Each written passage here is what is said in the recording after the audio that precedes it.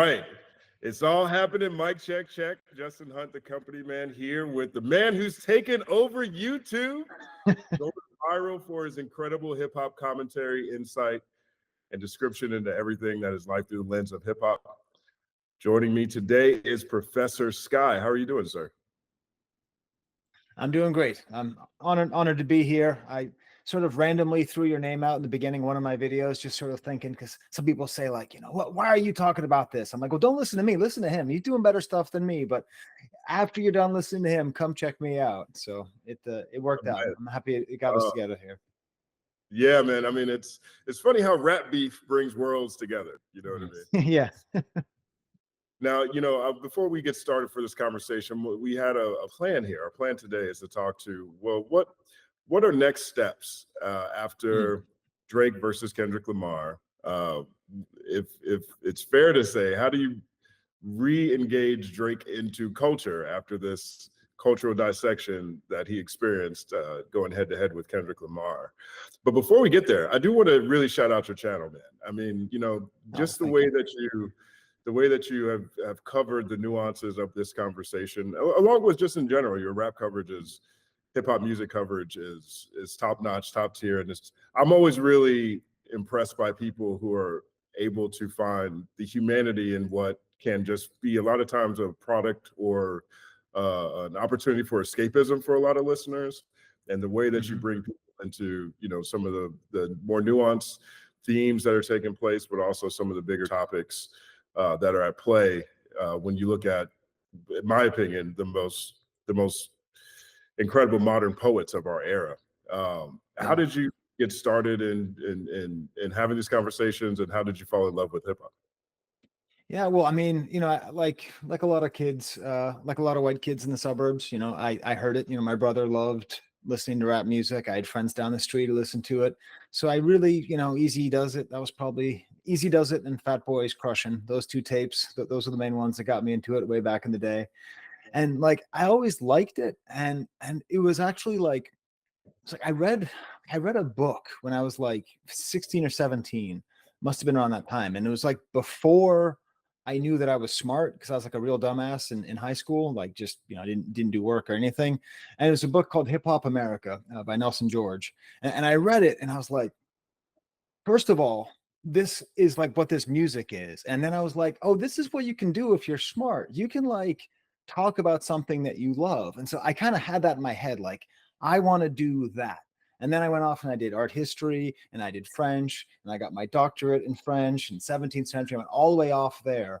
But the whole time, like I stayed in touch with the music. And then when I hit like my early 40s, I just thought, what's happening in music? Is it possible that rap sucks now? Like it can't be that rap was only good when I was young.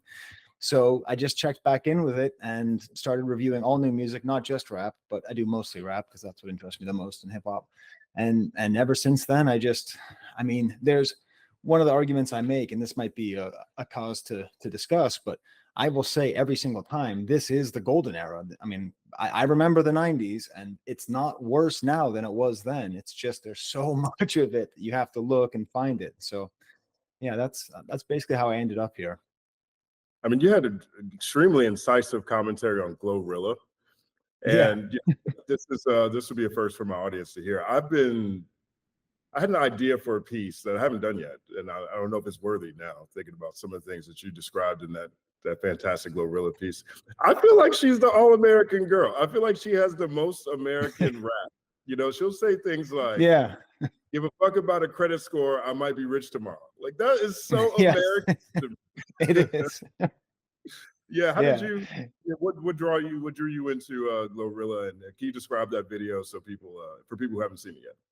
Yeah, so what I try to do is like, I recognize, I try to treat hip hop culture the same way that I treat 17th century French literature, which is my specialty. So it's like, I never lived in Versailles. I don't know the court of Louis XIV. Like I am not like, this is not my lived experience, but I've been given skills. I've trained my entire life to be a communicator and to be someone who can analyze things.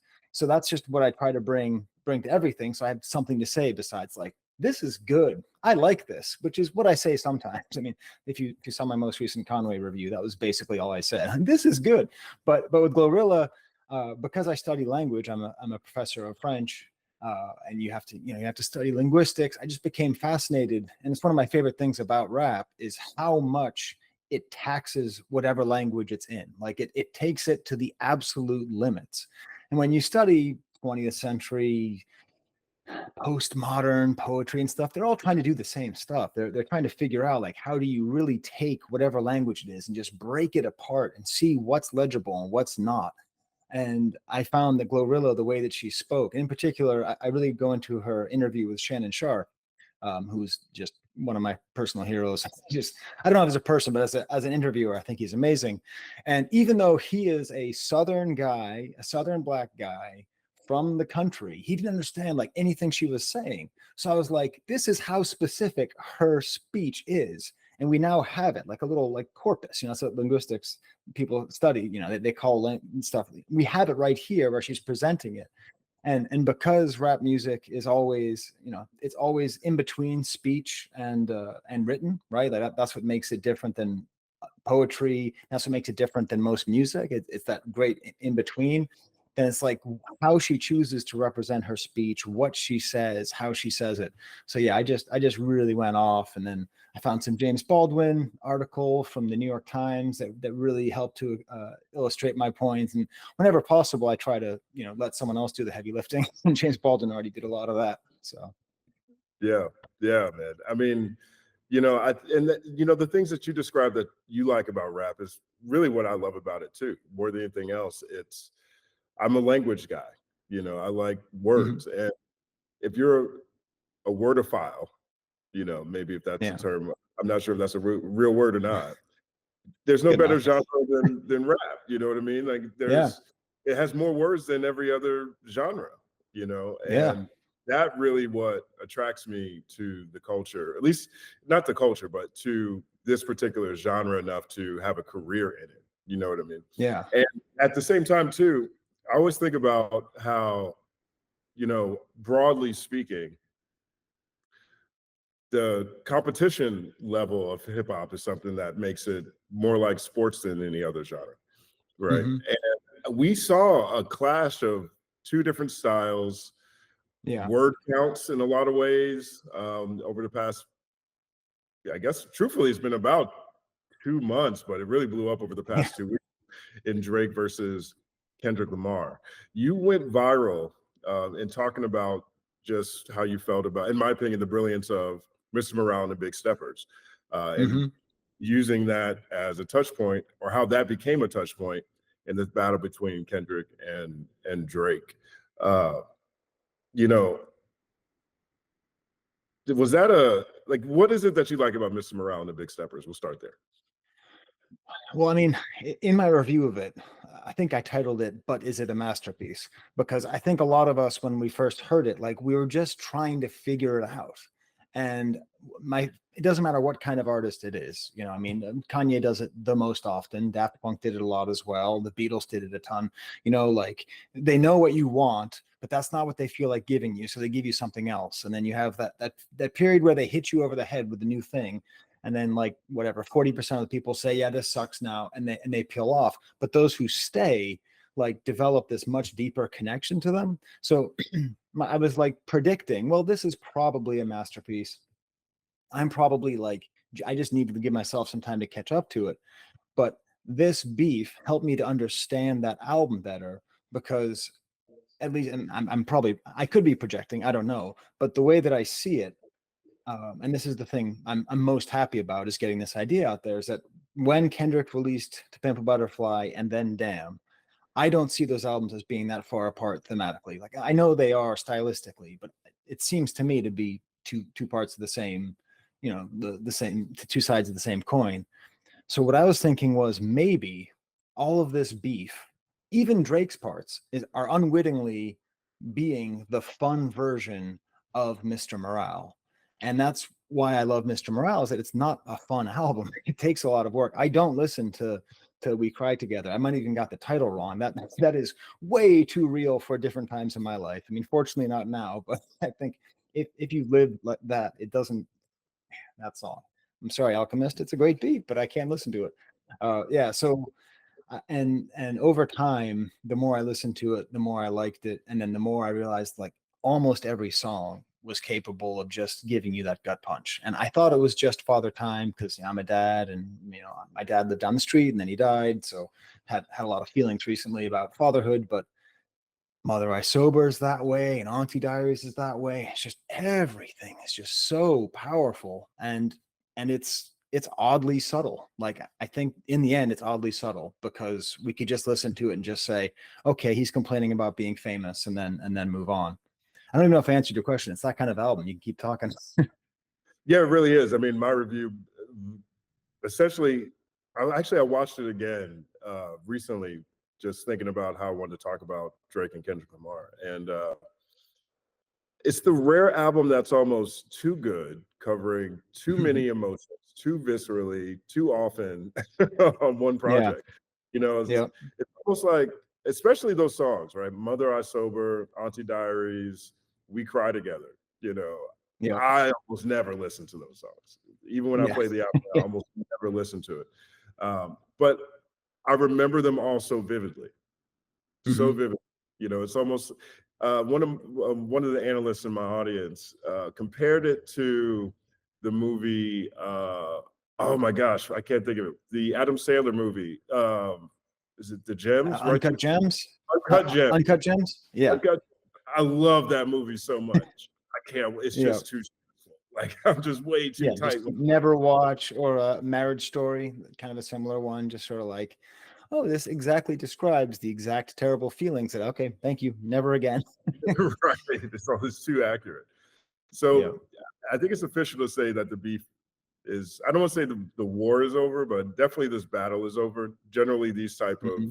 rap beefs linger a little bit longer. People throw different subs at each other on different songs, or someone says something crazy in an interview. Even this year, we've had Benzino and Eminem. Still, 20 years later, Really? How did 20 I years. miss that? I'm a Boston boy. I somehow missed that. Yeah, I mean Benzino probably released the best track he ever has in this beef, and Wow. then sort of devolved from there. He had a teary-eyed Drink Champs appearance that Okay.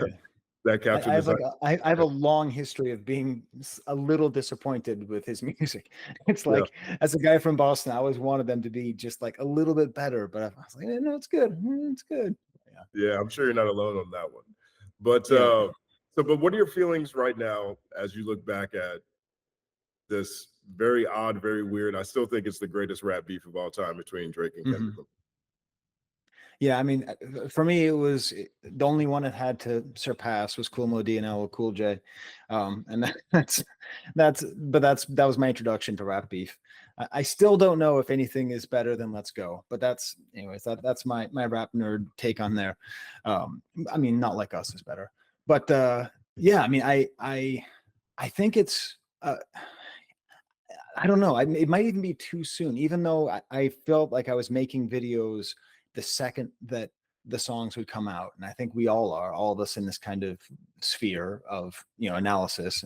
You and I don't really do reactions, but we came as close as we get to reactions, I think, to these songs because they were coming out so quickly. And if you didn't, then Kendrick was going to drop two more and you were going to miss the last one. But yeah, I mean, it might be the time where they look back and say, okay, this is where America was reminded that it really is still a hip hop country, that these really are the biggest stars in the world, that these really are the most important people in the country, and in terms of cultural relevance and importance. I it feels like it's a giant victory for just rap music, hip hop culture. I mean, just music itself. I mean, just how much people are listening and talking about music. I mean, whatever movies are coming out now, I mean, new music comes out, no one cares. TV doesn't, people don't care. Movies don't care. Like, all people want to talk about is like these two titans, these two absolute monoliths of this art form. It's really awesome. Yeah. I mean, maybe I'm being too cheery, but yeah, that's my take on it. Well, I mean, I hate to say that rap beefs bring out rap beefs are weird. The duality of the rap beef is interesting to me because in a lot of senses it brings out the best of the individual skill that's the skills Mhm. of the individuals who are participating. I think that competitive nature pushes the pen in amazing ways, Mhm. beautiful ways. But then there's also always a lot of dark stuff that comes out. Like Yeah. Tupac was talking about how Prodigy had sickle cell in one Yeah. It's in one rough. album of what was going on in the East Coast, West Coast, you know, so-called East Coast, West Coast beef back then. The stuff that 50 Cent was saying to Ja Rule is crazy. And I think, this beef between Drake and Kendrick Lamar, while I have maintained that the most interesting aspects are the culture element of it, Kendrick pulling Drake's culture card. Um, Mhm. but you can't ignore, you're a bad dad, you beat your wife, you're Yeah. certified lover boy, certified pedophile, Yeah. like, who Yeah. It's it's yeah. no, go ahead. Well, I mean, it's goes back again, at least to me. It all follows the same pattern of, the spoonful of honey lets the medicine go down. So, the butterfly is the medicine, and then the honey is damn or whatever. That, like, as ridiculous as it is, I think that the accusations, which I think are, I can't tell. I think the worst of the accusations is probably not true. That's my feeling. I don't know anything. I'm just some schmuck. But I I think almost feel that salacious stuff that's the honey, and then the medicine that goes down is the culture stuff that you're talking about. Where America, like, okay, so we can talk about, does Drake have another kid, and does Kendrick ever see his kids? Okay, fine, like, but that's like the internet goss, that's the spill the tea, that's all that stuff. And then meanwhile, we're just getting, okay, first of all, like, what does it mean to go to Atlanta and work with an Atlanta rapper? Like, that whole thing. I was like, wow, my God, like, what does all this stuff mean? What is hip hop culture? I mean, of all the things that I said in my videos that got the most pushback was when I called it a popular culture moment and not a hip hop culture moment, because it's, in my opinion, it's both. It's a hip hop culture moment and a pop culture moment all at the same time. That's so that's how I see it, that all this other stuff is great because that gets people to pay attention, and then hopefully what we're really fighting about, and I think it is like so I had a class of like 30 students. It was about hip-hop culture and rap music. It just ended. I have to grade a bunch of finals. And when we talked about it, they weren't sitting, like, when I said, what is this beef about, I just asked them open-ended question. 30 kids, 18 to 22 years old, some from New York City, some from New York State, some, just all over the state. And they were like, it's about competition. It's about who's the best rapper. It's about, like, what does it really mean to be a rapper? And I was like so proud because I thought they were going to say it's about pedophiles, it's about wife beating, but like they understood that this other deeper level, and So again, I'm the optimist again. So. Yeah, I mean, I think I mean, you take a song like Euphoria, which peaked at number 3 this week, um, Mhm. and the way it captured the zeitgeist in 2024, having people dig into the multi-layered entendres that Mhm. he was putting out there was something I did not expect to see. I thought those were days gone by where Right. general audience is picking apart rap lyrics. I thought that was days gone by, uh, but it resonated and it resonated powerfully, and I love that. I thought that was great to see. Yeah. Yeah, it is. And again, I think in the end, I think this will just be great for hip hop, great for rap. I mean, as long as, like, but I mean, I say that like with bated breath, because I mean, if people are getting shot at, or if someone is convinced that the conspiracy is true, I mean, if someone would, like, try to shoot up a pizza place in Washington D.C. because they're convinced that Hillary Clinton was in the basement draining children of blood, like, throwing out these kinds of accusations can bring, like, legitimately crazy people out of nowhere. So I sort of say, like, with fingers crossed, like, I think this is really good, but if something bad happens, then we'll have to, I don't know, take down our videos, or I don't know what. I mean, and that brings us to the number 1 song of the nation this week, right? Not Like Us with Yeah. Kendrick Lamar. Yep. Song of the summer, questionably. Um, but that, there's enough videos going around of people outside at block parties, in clubs, and the clubs are just going up every time that line comes up, certified Yeah. pedophile. Just crazy to see. But this is not the environment to, take any of those type of accusations lightly. I think most of us thought Yeah. we are just going to see some really good raps, and now we got a whole lot more Yeah. information than maybe we wanted to have to process. So I want to Yeah. ask you, who do you think won this battle? I mean, I think Kendrick won it. Like, I don't see.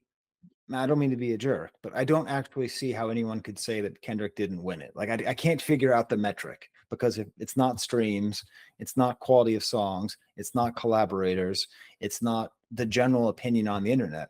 It's like the only way you could perceive of Drake as winning is like if you just personally like it more, and which is a fine metric. But every other metric, I think it's almost like not fair. It's like a blowout. It's like, it's 11-1 in the seventh inning, that kind of thing. Yeah, I tend to agree with you, and I know that these are two very passionate fan bases. Yeah. My biases have been on full display in my coverage because I'm biased towards culture. I'm biased towards hip Right. hop culture. I'm biased towards Black American culture, and I'm biased towards my MCs having something of significance to say outside of what they're living in their own lives. Hmm. And I don't hide from that. I don't shy away from that.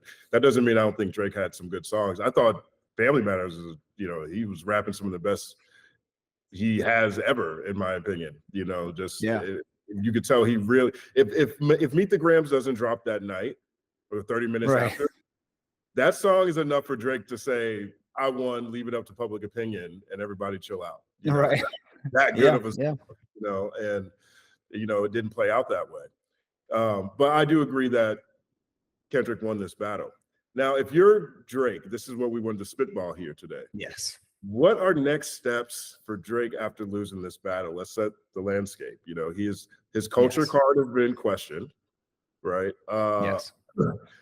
He's got people saying that he shouldn't say the N-word anymore. Right. He's up against the number one song is calling someone in his crew. It sounds like it's someone in his crew because the line before that is Baca has a weird case. Why is he around? Certified lover boy, certified pedophile. It doesn't sound like he's saying that to Drake to me. It sounds like he's talking Yeah, about but there's an S at the end. It's certified pedophiles. it. So, and I mean, Kendrick knows what the hell he's doing. He knows if you can't actually tar someone with it, but you think there's more than one, then just let the vagueness envelop him. And I think that's how that works. So that if you're not paying attention, you think it's talking about Drake. If you do think it's paying attention, then you think it's talking about the guy next to Drake and maybe Drake. Right, exactly. Yeah, it definitely, I wanted to draw that line because I do think a lot of people understand exactly what Kendrick was doing, and it's very effective. But he also takes Atlanta away from Drake. I mean, Drake this week Mm-hmm. announced that he's moving to Houston, which I think is probably his last Really? stronghold in America. Shout out to Rap a Lot, shout out to Jay Prince, DJ Hardhitter, everybody down in Houston. But he is up against very poor branding. Mm-hmm. He's lost the sales war in this Yep. regard. What does Drake do next, in your opinion? How does he get back The to? Drake, yeah, the Drake rehabilitation project. That's I was thinking about doing some kind of like pitch meeting. Drake, baby, this is what we got to do. So we were talking about this the other day. So we had this like nice long conversation in the car, and so my theory is he needs to simultaneously, like, I think he just needs to like take the L, as the kids say, while repositioning himself as like I think he can do it in a way. I think he needs to think Runaway by Kanye. I think he needs to think, how do I call myself a piece of garbage, accept I'm a piece of garbage while making a song that everybody knows and tacitly gives me permission to continue being a piece of garbage. So all he has to do is just make a song as good as Runaway, and I think he should be set. But I think that's his first potential answer. But the thing that you were saying, so I don't want to steal your line because it was your idea. So do you want to say your overarching theme of how Drake needs to present Go ahead. himself? No, I would love Okay, to get so you I would love to get a quote. so you said he needs to be a human being, and that's the thing that I've reviewed every Drake album of the past 5 years. I like every Drake album. You know, I really like. Honestly, never mind. It's fine. No one else has to like it. I like that album, but like he does this weird thing where he doesn't ever talk about himself really, and yet he is an emo rapper. So like, how is it that he is emotional while also totally cold? So really, he has one card he can pull that I think will get him everything back. And that's what we were discussing. If he pulls the human being card, like actually say who he is. So my idea, and we haven't talked about this before. So my idea is Drake releases 2 songs, and he does exactly what Kendrick did.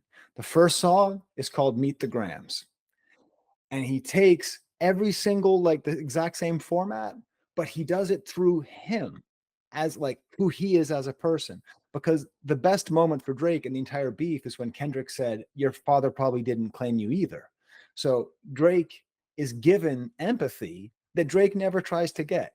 So if he does Meet the Grams, you know, he talks to his son and about like his failures as a man. He talked to his parents about their failures. Maybe he could talk a little bit about his father and how his father's upbringing and experience and living in America gives him a little bit of leeway that, you know, to some access to the Black American experience, which has been completely denied him through this. I think he could do that in a way that's subtle enough to work, and then addresses, I don't know about the daughter, because I don't know if that's real or not real, whatever that is. And then finally, he addresses Drake, and then he talks to himself for the final verse. And then after all that's over, he releases one more song, and I want him to call it Malibu's Most Wanted, because I've heard no one talk about Malibu's Most Wanted, but Kendrick mentioned that. It's one of my favorite movies. Jamie Kennedy is amazing in that as B-Rad. Traffic, looking for my chapstick. What's over there? It's a Ford Maverick. It's an absolute classic.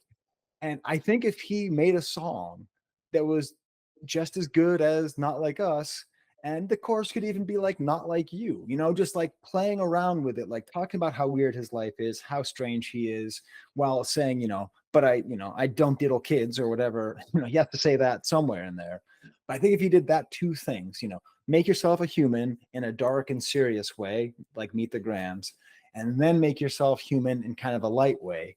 And then at the very end, I would say tag it with an attack on Kendrick, but not based on the wife beating, but like maybe him being a conspiracy theorist, because like some of the stuff feels a little conspiracy theoristy, or as being a gatekeeper or something like that. But like not just totally wave the white flag and say you're right, I'm wrong, but just sort of say like this is who I really am. See me, give me empathy. It's hard to punch somebody who's asking you to punch them, right? So, but I don't know if that goes so far against the hip hop rules, and you know, if that's so against the battle ethos. You know, I mean, I know that J. Cole was dragged through the coals. That wasn't on purpose. I know J. Cole was dragged through the mud for his retraction and everything, but he didn't do that in a way that humanized him. So anyways, I believe in the Justin Hunt theory that Drake needs to humanize himself. And that's my theory of how he could potentially do it. What do you think? Yeah, I think that Drake he's very good at dropping subliminals. I don't think that's going to stop. Right. So Yeah. I think we're going to have subliminal Drizzy regardless. I don't know if going. I definitely think he needs to be a human. I don't think he needs to come directly at the battle at this point.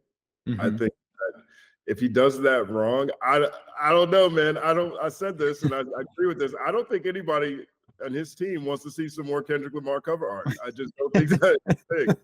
But I think that I love the idea of reclaiming his family, so to speak, and then leaning into his actual experiences, because to me that's what made a lot of his music in the beginning of his career so potent.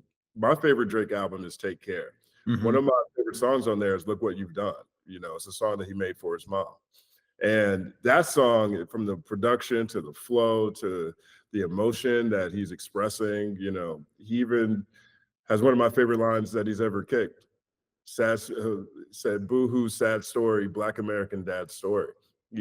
Right. Those were the songs, those were the records to me that really brought me into Drake's world at that point in time that I wish he would make more often.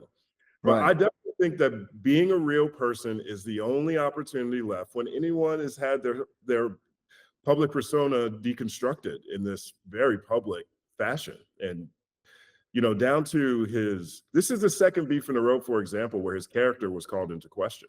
You Right. know, when Pusha T addressed some of these same issues, I'm not sure if he made any adjustments. And maybe that's, I mean, there's a running joke that he was shamed into being a father. I don't believe that's true, but it Right. looks like that. You know Yeah. what I mean? I can see how it looks like that, rather. I think being a person, one of my favorite Eminem songs ever is called Yellow Brick Road. And I made Hmm. mention of this before. And that song was essentially an apology record.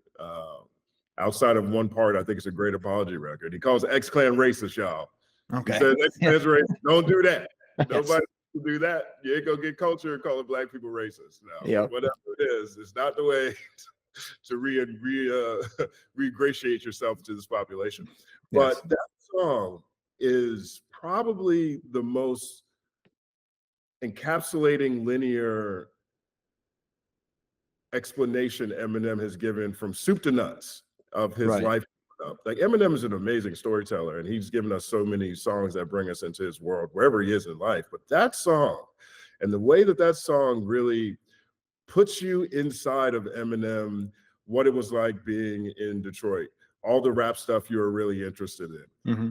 the shock of things, the pop culture things that were happening, like when Troop was supposedly made by the KKK, how that affected you guys. What happened when you tried to lean into the Afrocentric movement? Right. Feeling an outsider, all Hmm. those kind of things, those emotions. I mean, it's hard to listen to that song and not feel like you have a sense for who Eminem is as a person, like how he got to where he is in life.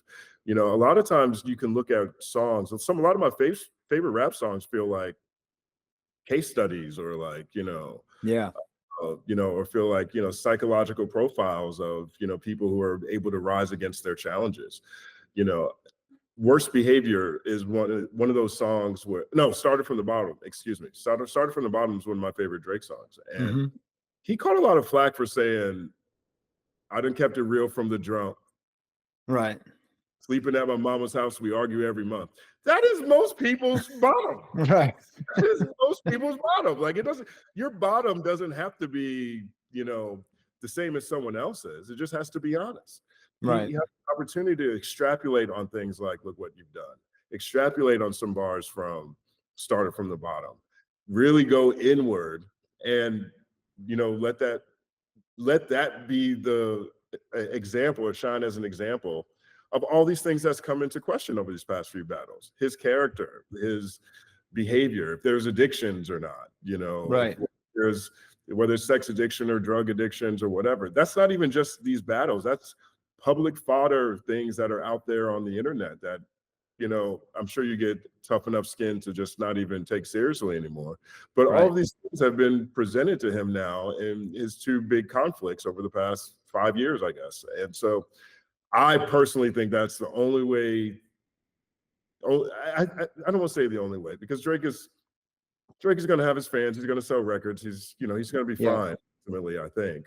But in terms of being an artist, in terms of showing the world all the things that are at the foundation of who he is and how he was raised and what he hopes to espouse and present, I think that the only way out is in. You know what I mean? Yeah. And so I would love to see him do that. Yeah. And I think, like, maybe he can really take what's happened and lean into it, turn into the skid. So if this entire thing has been, what I call a Drakeotomy, trying to get him out of the culture, like, he himself, like, his biggest problem has been that he's always trying to get in, and that's what he's doing when he's working with whatever Jamaican guy, whatever guy from Texas, whatever guy from Atlanta. He's always trying to get in, when the things that make him the most interesting is the fact that he's always out, that his biracial existence has meant that he's always an outsider. The fact that he's a Canadian means he's always an outsider. Like, he actually has a story to tell that is relatable to literally millions of people. And even if that isn't your lived experience, you can relate to someone saying, yeah, it sucked because I'd go and hang out with the black kids and they'd call me white, and hang out with the white kids and they'd call me black, and none of them liked me. Like, I feel bad for that kid. Like, that's a terrible, and that's a pain that's not shared by every white kid or every black kid. That's like a specific pain that he can talk about, but you can't talk about it if you're screaming the N-word when you're just told not to. You know what I mean? It's like he's so insistent on being like, I'm here. I always compare him to Trump, and you can edit this out if your channel goes crazy whenever it's mentioned. But a lot of what motivates Trump is that he's from Queens. He's from Jamaica, Queens. Interestingly enough, there's a track off the most recent Boss album called the 187 Deli. That's like 100 feet from Trump's childhood home. Like, you can walk that distance very close. So he's from Jamaica, Queens, just like LL Cool J. But he was never admitted into Manhattan. Like, no one in Manhattan society or culture would ever let him in. They always treated him like a hick from Queens. And no matter, even when he became president, even when he became the most famous rich man in the world, he was never, ever, ever let in. And he just keeps fighting and trying to be bigger and bigger and bigger and bigger, but they're never going to let him in. Hip hop culture, I don't think, is ever going to let Drake in. I don't think so. I don't think there's anything he can do to be Kendrick. So then just be something else, instead of like blowing up the whole world trying to show that you are the center. Just say, I'll never be in the center, and make an album out of that. Yeah, I mean, I like the idea of making a runaway, and I think Yeah. that one of the things that's kept Kanye West so relevant. I mean, I'm a huge Kanye West fan, right? Yep. And I know that because I've had my moments where I was like, oh man, Kanye, really? Rosa Parks, Kanye, slavery, man. Oh my God. Like, I've had to vote myself off Kanye Island before. And it's through my own growth and lived experience that I'm able to come to the perspective that I do have now. And I am a Kanye West fan because Kanye, at the core of it, is never afraid to turn the lens on himself. Yeah.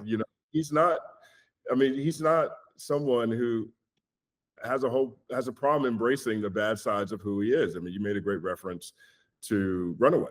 That song right there really does it. You hear Runaway and it's like, man, well, at least he knows that he's a douchebag. Those kind of moments really go a long way with audiences and truthfully critics too.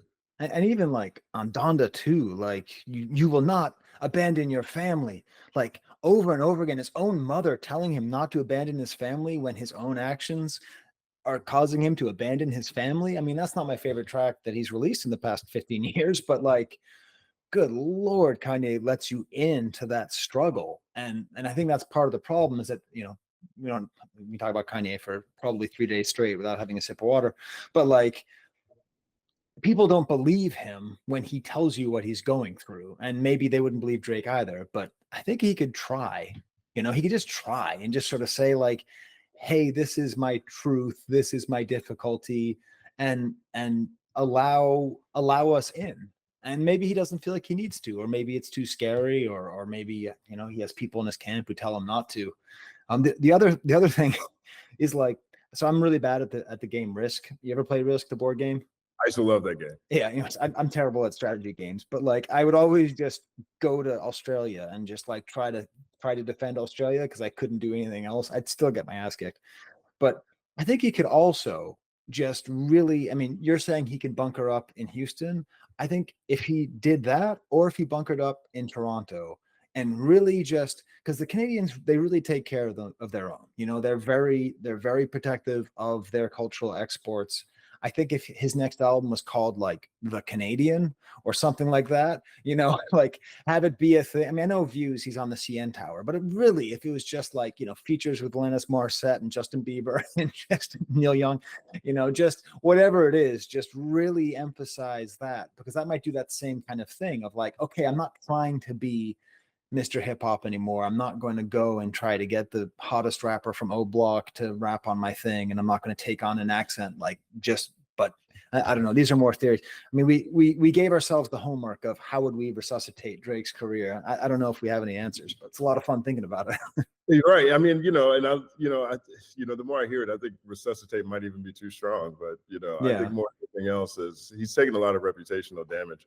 I, I I've heard a lot of people talk about how or ask me if Drake should just go away for a year or two, and I categorically disagree with that. No. I think that this is not the era to curl up in your hole and wait till things boil over. You have to play these things. You have to fight the internet every day, right? And you made a great Trump reference in that regard. That's what he Yep. does every day, regardless of what it is. Yep. And people do respect you for sticking around. One of my favorite Kanye lines: "Never leave while you're hot." That's how May screwed up. Right.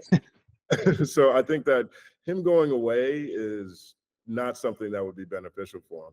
I also don't know. I also think that he should really put someone on, like take a new artist under his wing Mhm. and really put them on.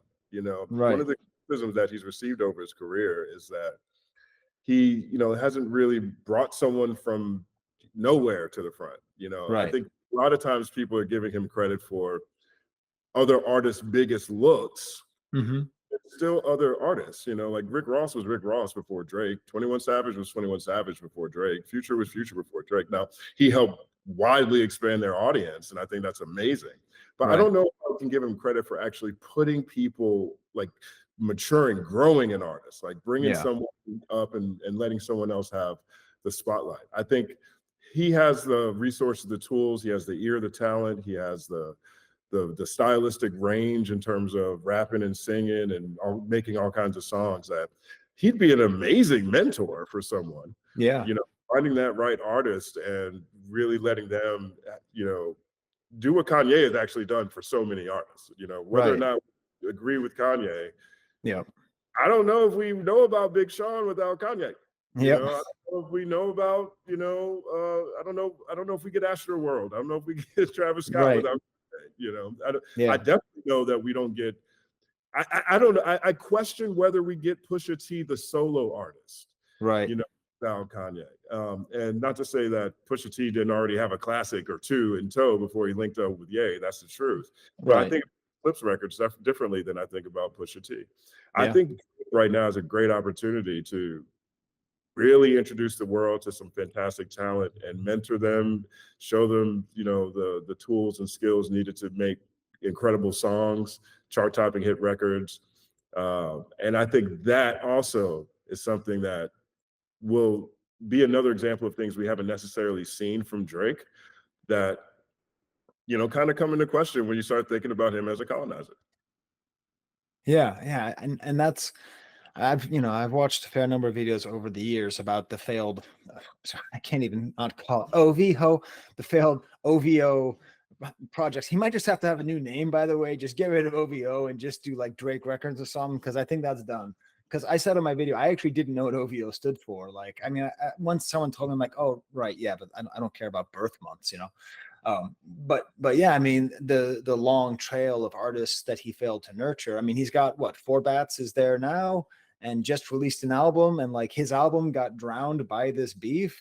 And you know I heard it. I didn't, I mean, I wasn't like loving it, but at the same time, that is an example of a kind of guy he could potentially grow. I mean, especially if you tried to grow maybe someone from Toronto who maybe has an interesting experience that might echo some of the thing, maybe. I mean, so before Drake, I only knew Toronto through Cardinal Official, who's like a great rapper, son of Jamaican immigrants, and like that's a very Canadian story. The same way in Montreal, there's all these great rappers who are kids of Haitian immigrants. It's like Canada has this great immigration history, and maybe Drake could build on that, and then that could maybe even emphasize his status as a sort of permanent immigrant in America. His sort of his place there, but. Yeah, no, that would be. I mean, even Kanye, the weirdness of Vultures, the fact that it's all with Ty Dolla Sign. It's like I really like Ty Dolla Sign as a guest appearance. Like if I ever see him, I circle that track. I know it's going to be a good song. I haven't liked any of his solo projects, but like, what a weird thing to do, to like be completely canceled, to lose billions of dollars, and then to come back with somebody who's known, but not like, it's like him. Like you're gonna do 3 albums, like like that kind of left field move. Yeah, that might work if Drake and Forbats are going to release 3 albums next year. People Yeah, might listen. yeah. I mean, I think people will definitely listen. And I also think that it because it amazes me that I've been listening to Drake for 15 years, pretty much, and maybe a little longer, and I really don't know that much about Canada. Yeah, Like it's really odd for in hip hop to listen to any artist and not know where they're from or what their neighborhood's like, or like, yeah, some streets and things like that. Like constantly. Region is so important, or at least has been so important in rap, especially when you get to bigger artists. That there is a depth of descriptors about yeah. Canada. I mean, when I was growing up, I knew about Slauson and Crenshaw because of the King T album. Like, I could like draw you a map of Compton.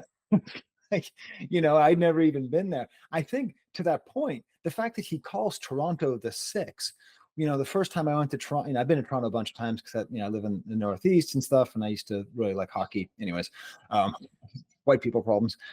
So like, I never thought of it being called the Six because it wasn't called the Six. And then I found out that Drake called it that. And then I was like, oh, well, let's try to see where Drake is from. Let's go to the part of Toronto that is the Six. It's the whole thing.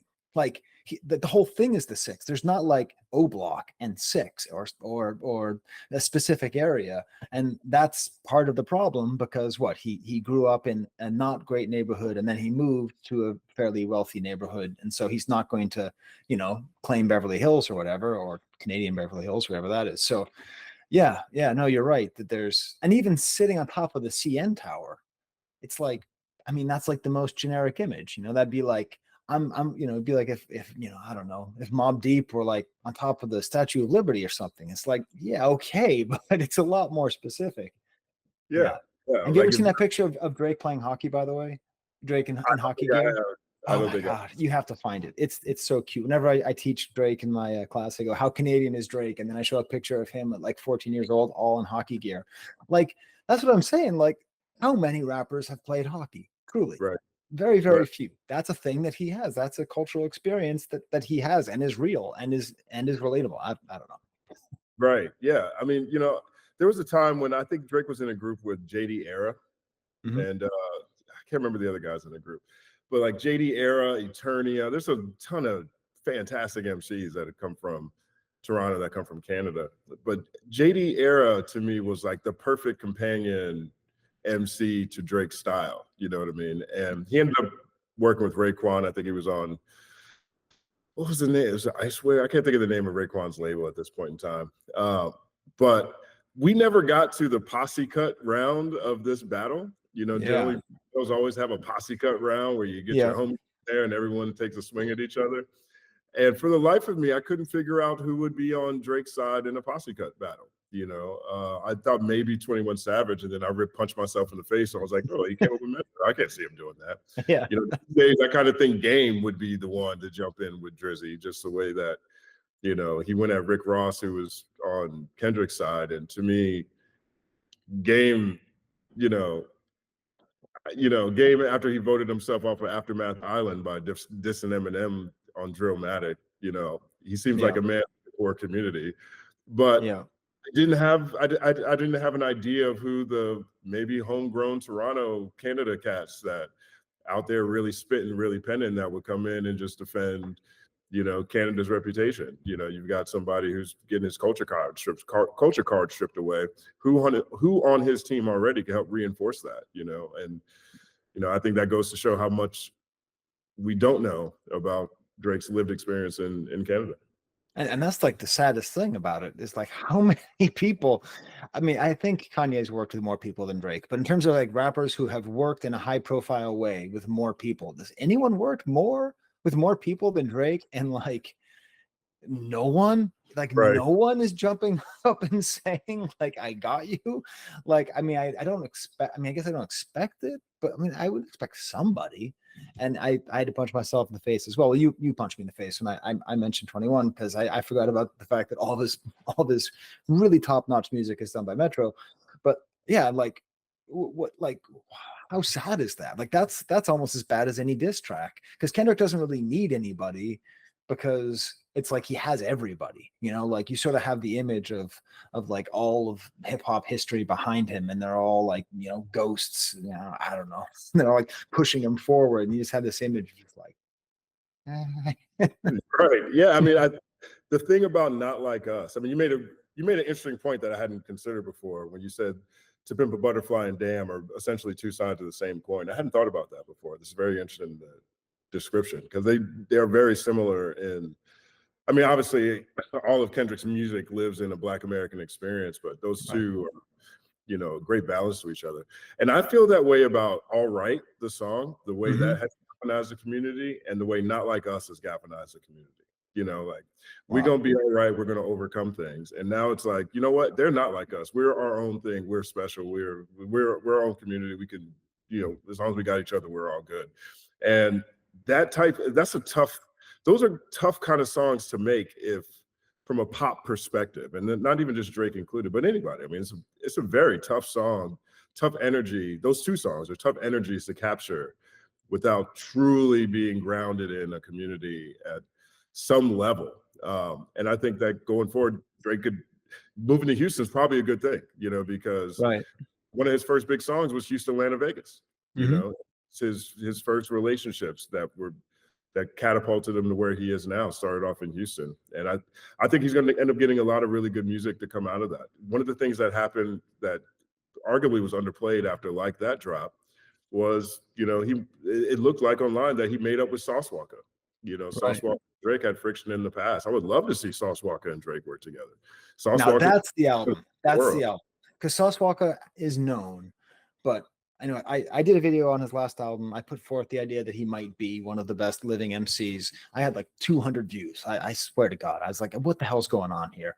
But like, that would be really, I mean, he's maybe too well known for your idea, but like just Drake and Sauce Walka back to back for 40 minutes. Doesn't have to, don't bloat everything, Drake. You don't have to get every cent from every goddamn stream. You don't need to have every single idea you have be another track, you know, just like have just, oh, that would be great.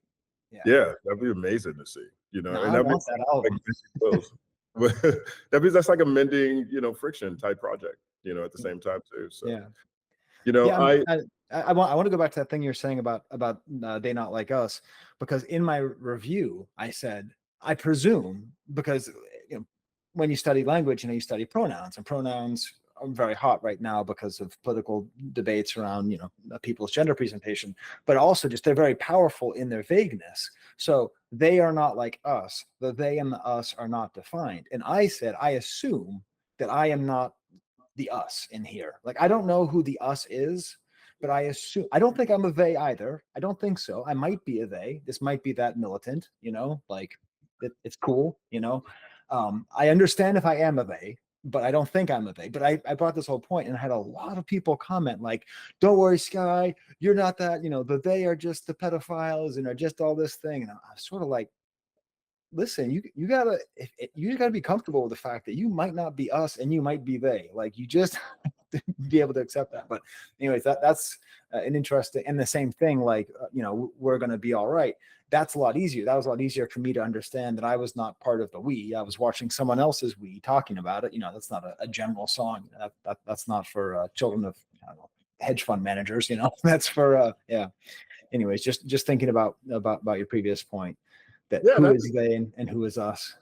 I think certain things like that are okay. You know, like I don't, you know, Ta-Nehisi Coates has this great speech where he talks about someone in it's one of his lectures. Someone asked him, "Why can't they say the N word if Black people are always saying the N word?" Jesus. And he is so How many? I feel. Do you know how I know it's much worse for non-white people when white people ask that, but when I hear another white person ask that, I know everyone's like, is that what everyone's thinking? No, we're not all waiting to ask that question. Not all of us are just dying to say that word. right. I mean, you know, but his answer is so eloquent, you know, and he's like, you know, I can understand why there's an urge to say that. You know, it's like if I'm a white person sitting here, I'm like, why can't I say it? We invented it. We invented the word. We can't say it, right? And then he said, Appropriation. he points out something very interesting. He's like, you know, my wife, when her and her girlfriends are around each other, they call each other bitch. Yeah. I do not join in. You know what I Yeah. mean? Like Like, sometimes it's like the Key and Peele sketch.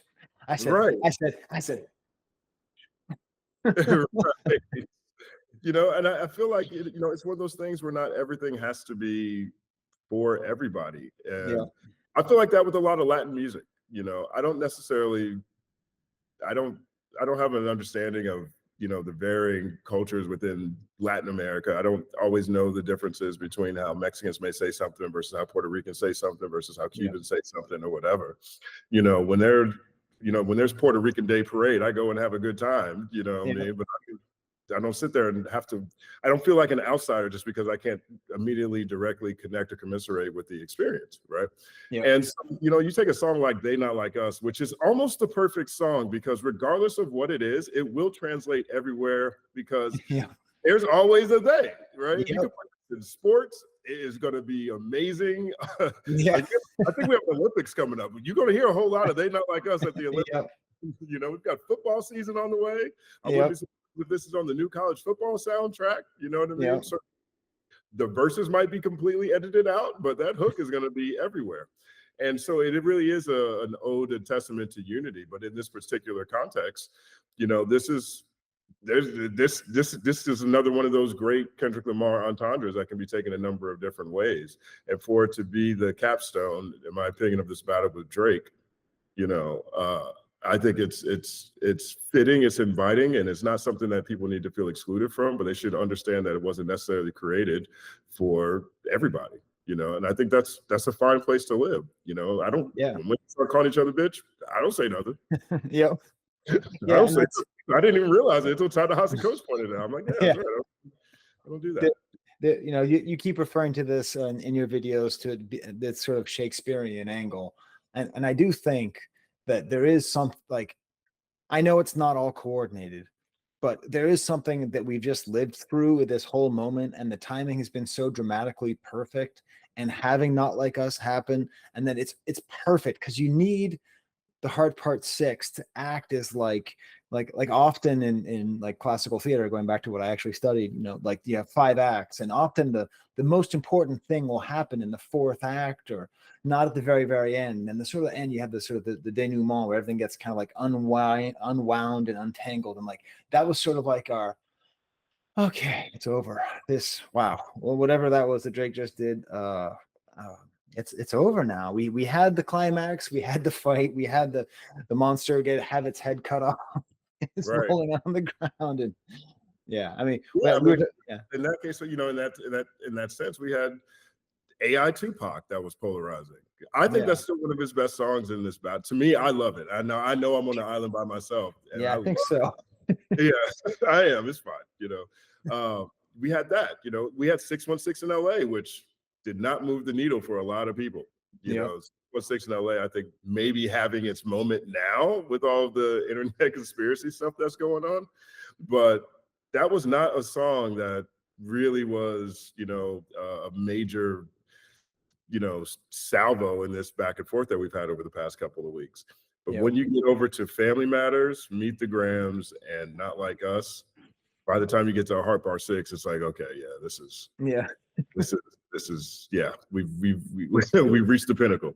The yeah. climax is behind us at this point in time. So, well, Do, this is do, really do you wait, do you think it's a good beat though? The hard part six. I'm just curious because like I'm thinking about all the beats because I actually think the beat on the hard part six is like not particularly good, but I've seen a lot of people I respect say it's like an amazing beat. I think it's the best one that I think it's the one that I mean. Well, I have to.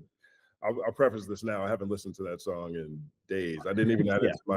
to my. I didn't even add it to the Oh man, he keeps track. getting it. Yeah. I didn't even do that. But I remember liking it a lot at the time. The first couple of days I was listening to it, I felt like it was a beat too that he probably should have leveraged more often in this battle. Right. I think Family Matters Family Matters felt like Push Ups Part 2, and I think that was intentional. Right. Obviously it has the same lead in. Those are trappy kind of beats. Yeah. So going back to the trap well was while Kendrick is over here, Alchemist this time, Al Green this time, Teddy Yeah. Pendergrass this time, like Yeah.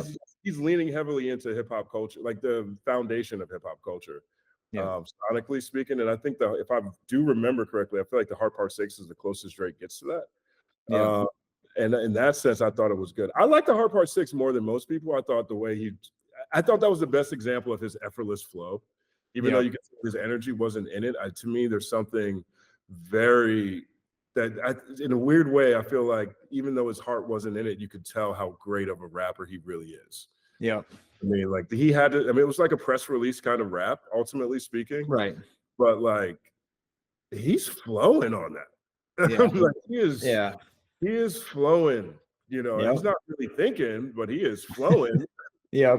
track. And so I think that going the trap route is something that up against Kendrick Lamar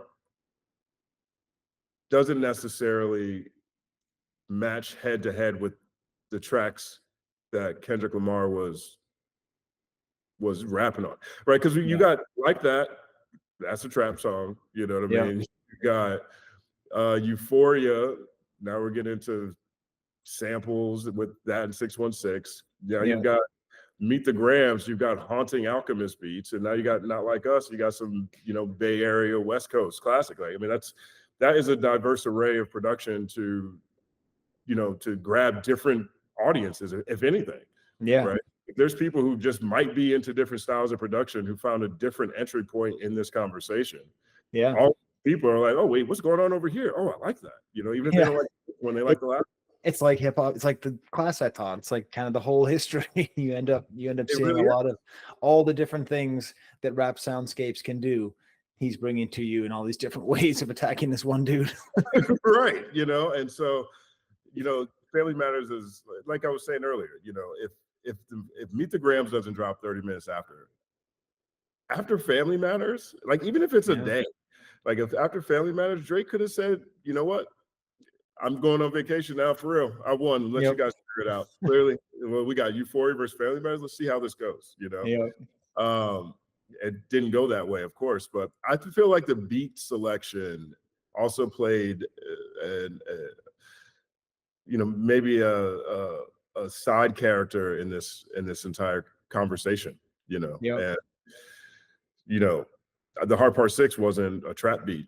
It doesn't feel like I remember it feeling like a trap beat. Again, I haven't listened to this song in a while, but yeah, I mean, it wasn't a trap beat, was it? No, not really. No. Yeah, it's just like a classic sample, probably, right?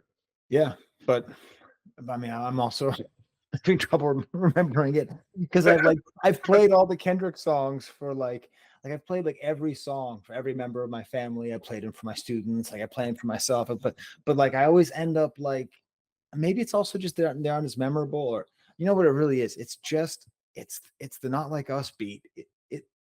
I mean, I don't know how much. It must have been a TikTok or something, or maybe Instagram reel. There's just some guy who's like doing laundry, and he can't get the song out of his head, and he just keeps singing the words. Like it's what happens to me. Like everywhere I am at all times, I'm just like din din din, and it's like I don't. And again, it's the words. I don't want to say the words, but you get it. Yeah, it's like the great eraser. I mean, if I try really hard, I can remember most of the beats. Like I remember the piano on Meet the Grams, but yeah, it's tough. So I want to sidetrack. I've been thinking about making a video, sort of ranking all of the beats, like pretending that there are no words, like pretending that all the words are in a different language that you don't speak. Like, who would we determine? What would we determine to be the best? Who's the best producer?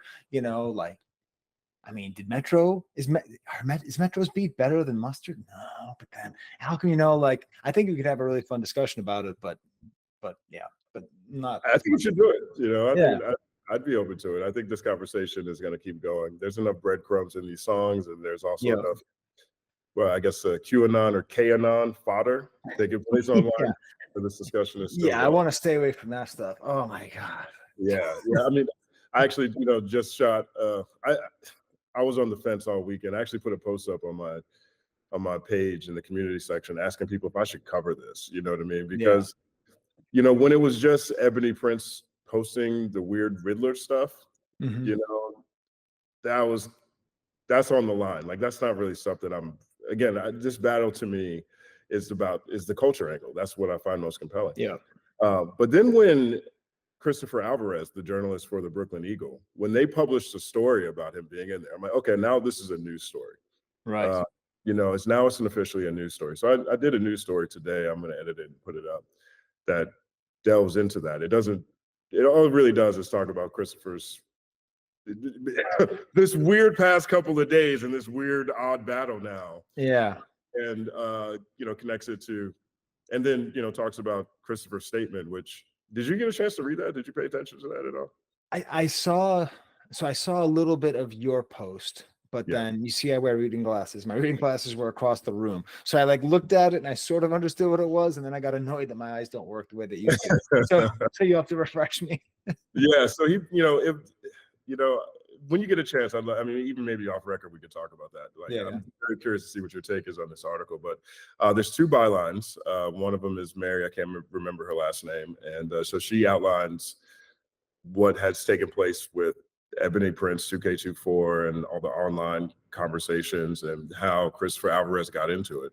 And then the second half of the story is Christopher Alvarez's personal testimony, who he is, his journey as a disabled journalist. Is really moving stuff. And then he confirms that he was with Drake that night, said he wasn't violated. And then, the last two paragraphs, which is the ones that jutted out to me. And the last two paragraphs, he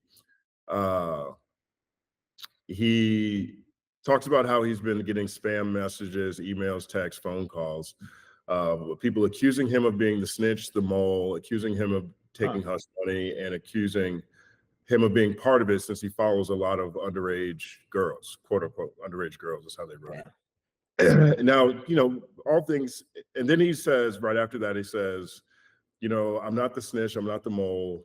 And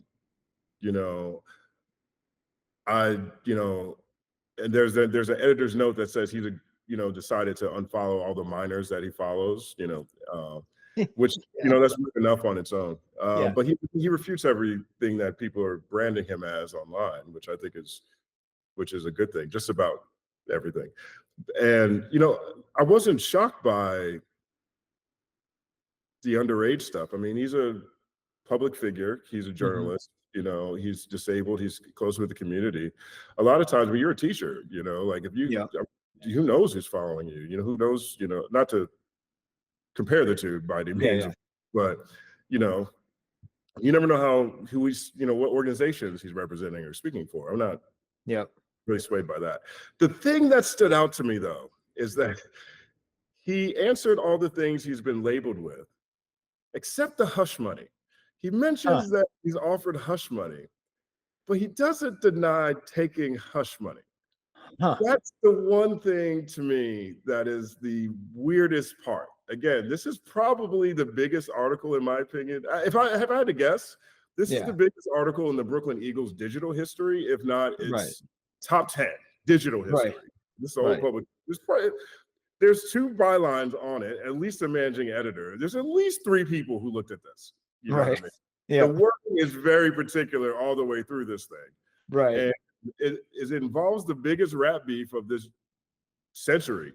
I would say this century is probably the biggest rap beef of this century, right? Yeah. And he says that people accuse him of taking hush money, but he never denies taking it. You got to pay attention to what people say and what they don't say. That was my argument on the Hard Part 6, that the way Drake says things, he's choosing to say what he says, and the way that people say things, you got to really pay attention to it. So if he's like, I didn't do this, I didn't do this, I didn't do this, I was offered this. The end. Right. So, I don't know how this, I think that's going to go on for a long time. I don't, again, think it has any bearing on this battle other than. Well, so, I mean, the battle gets even crazier, and I have no idea about this, but at a certain point, people emailed me and told me that DJ Academics watched my video on chat, and I never got a chance to find it because he's on Rumble or something. I don't do streaming. I'm out with the kids. So I finally found it today. Someone sent me a link to it, and I watched it, and I recorded it, not online, just for my Patreons, because I don't want to start a beef. He was actually fair. He was fair. He wasn't outrageous. I mean, the chat was, called me a cokehead. called me Jewish, which I didn't understand. Said that I was just using a public library and that I'm not a real teacher. Funny stuff like that. And so I kind of do this whole thing, and then like the second I upload it, people are like, given what he's just been accused of, I would take that down if I was you. And then I look it up, and like 2 hours ago, he's accused of these things, and the way that it was phrased was, in light of the diss tracks, DJ Academics is accused of rape by whatever. So like, how is that? Like, how is that? All of that, now that's part of the beef too. Like, how in the world is this being wrapped in to this whole thing? It's like all of these people, it's like, right? I mean, are these things connected? Is this, I mean, what? Yeah, I mean, the allegations came up a few years ago. I remember when that first blew up, and whoever I can't remember her name, but she, I guess it would be the plaintiff in this case, right? She said some things publicly about academics, and I remember that. And I think the timing of this is more of a timing thing. I don't think it's something that people who've been following hip hop news were unaware that was out there. Right. But these things kind of go in waves, Yeah. Whenever, it was Weinstein and Bill Cosby and several others at different points in time, in the context of the stuff that Kendrick said in this battle, though, he has a tendency to be oddly prophetic, Yeah. On the hard part, I don't know if it was hard part 4 or 5, he was like, y'all got till April 7th to get your shit together. And then J. Cole apologizes on April 7th. Right. Years later. Yeah. He's crazy. I mean, it's crazy how often stuff like that pops up with Kendrick Lamar. And so maybe I'm gonna become a QAnon guy, because it was just wild. I was just of all the things to happen, I was like, I don't know. I felt bad because the whole stream ended with him saying his dog broke his foot, and it's like, I had a health scare with my dog. I'm like, we may disagree on this beef, but we're both human beings who love this music and care for our dogs. And so I'm like all reconciliatory and thinking all like wonderful things about this guy. And I read this. Yeah, I mean, Kendrick has that. What's the line say? He says, "Even Ak is looking compromised" or something. Yeah. And then this happens. So I don't know. That's there's when the story's told about this beef, it might have to be an OJ length miniseries. Yep. Yeah. It have to be like the Last Dance. I don't think I don't think you do this beef in an hour.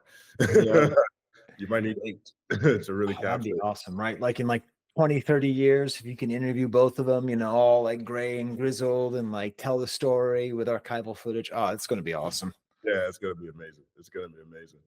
Professor Skye, enjoy this. Is there anything you want to say, you want to mention, or anybody you want to shout out before? No, I'm just, I've enjoyed your work for a long time. It's a real honor to be on here with you, and I'm happy a lot of things happened with this beef. Obviously, it's crazy that I'm, close to getting a plaque and all that stuff because of this. But really, like just the amount of like support I've gotten from people who I care about, like that's really the best stuff. So yeah, it's super fun.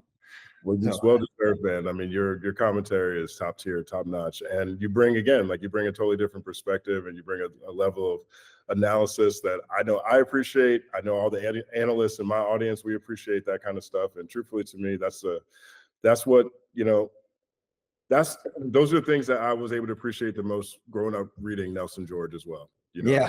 Yeah, because you're just like, this can happen. We can have this kind, like that excitement that you get. And that's why, the internet's so awesome. Because you can just have, reaction channels after reaction channels, and that's fine.